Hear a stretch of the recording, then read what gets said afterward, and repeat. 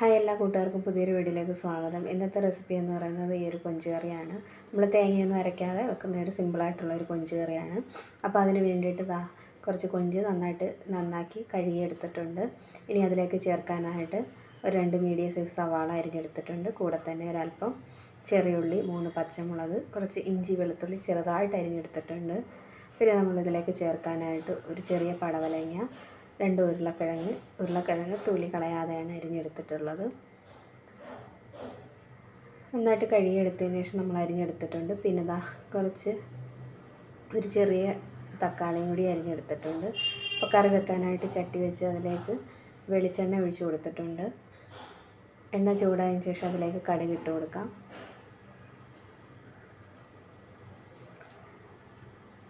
അപ്പോൾ കടുക് ഒന്ന് നന്നായിട്ട് പൊട്ടിയതിന് ശേഷം ഇതിലേക്ക് ഇഞ്ചി വെളുത്തുള്ളി ചെറുതായിട്ട് അരിഞ്ഞതിട്ട് കൊടുക്കാം.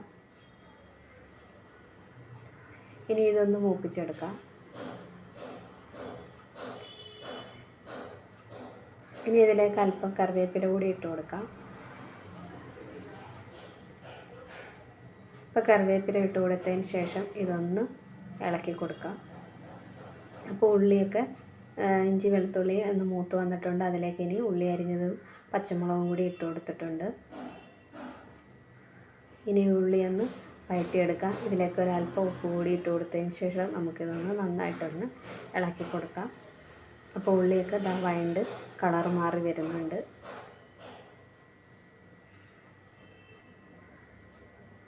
അപ്പോൾ ഉള്ളിയൊക്കെ വഴണ്ടിട്ടുണ്ട്. അതിലേക്ക് നമ്മൾ അരിഞ്ഞു വെച്ചിരിക്കുന്ന കിഴങ്ങും പടവലങ്ങയും കൂടി ചേർത്ത് കൊടുക്കാം.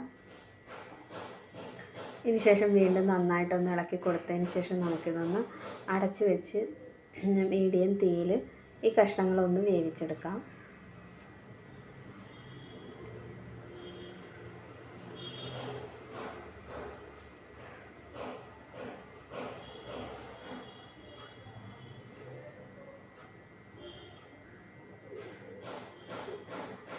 അപ്പോൾ അതേ കഷ്ണങ്ങളൊക്കെ വെന്തിട്ടുണ്ട്.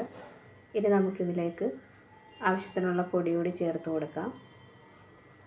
അതിലേക്ക് ഞാൻ 1.5 സ്പൂണ് മുളക് പൊടി, 1/2 ടീസ്പൂണ് മഞ്ഞൾപ്പൊടി, 1.5 സ്പൂണ് മല്ലിപ്പൊടി ഇത്ര ഇട്ട് കൊടുത്തിട്ടുണ്ട്. ഇനി നമുക്ക് ഈ പൊടികളൊന്ന് നന്നായിട്ടൊന്ന് ചൂടാക്കിയെടുക്കാം.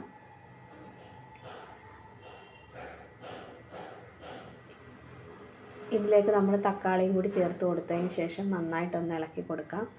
ഇനി ഈ തക്കാളി ഒന്ന് വേവുന്നതിന് വേണ്ടിയിട്ട് ഒരല്പം വെള്ളം അതിലേക്ക് ഒഴിച്ച് കൊടുത്തതിന് ശേഷം നന്നായിട്ടൊന്ന് ഇളക്കി കൊടുക്കാം. ഇനി ഈ തക്കാളി നമുക്കൊന്ന് വെന്ത് വരാനായിട്ട് അല്പം നേരം അടച്ച് വെച്ച് ഒന്ന് വേവിച്ചെടുക്കാം.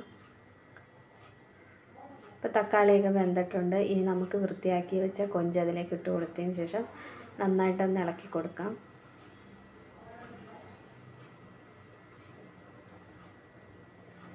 ഇനി നമ്മുടെ കറിയുടെ ആവശ്യത്തിന് കറക്റ്റ് അളവിൽ നമുക്കിതിലേക്ക് വെള്ളവും കൂടി ഒഴിച്ച് കൊടുക്കാം.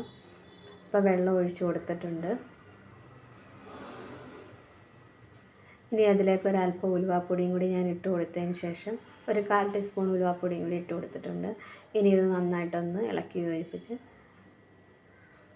കൊടുക്കാം. ഇനി ഇത് നന്നായിട്ടൊന്ന് തിളച്ച് വെന്ത് വരാം. വീണ്ടും നമുക്കിതൊന്ന് അടച്ച് വെച്ച് വേവിക്കാം.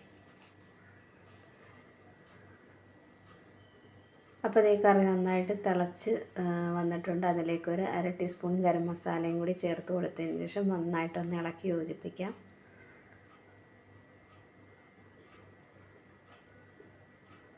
അപ്പോൾ ഇത്രയേ ഉള്ളൂ, നമ്മുടെ കറി ഇവിടെ റെഡി ആയിട്ടുണ്ട്.